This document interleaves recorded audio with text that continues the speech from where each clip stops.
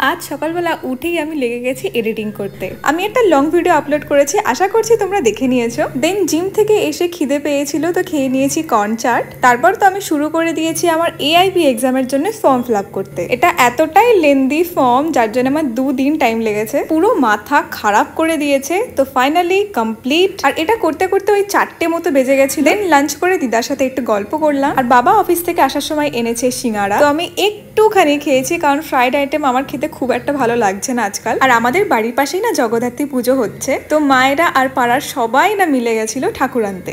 আমরা ঠাকুর আনতে আর যাইনি, আমরা ওই ঠাকুর আনার পর সবাই মিলে গেলাম। গলিটা তো বেশ সুন্দর করে সাজিয়েছে আর আলপনাটাও দেখতে বেশ লাগছে। তো ঠাকুরটা হয়েছিল 3 তলায়। আর এই ড্রেসটা তো পরতে আমাকে একটু ইদানিং বেশিই দেখছো, কারণ এটাই বাইরে বার করা রয়েছে আর যেটা হাতের কাছে পাচ্ছি সেটাই পরে চলে গেছি। তো রাত্রেবেলা মা আর কিছু রান্না করেনি, তো আমি অর্ডার করেছিলাম এত কিছু, কিন্তু আমি শুধু মানচাও স্যুপটাই খেয়েছি।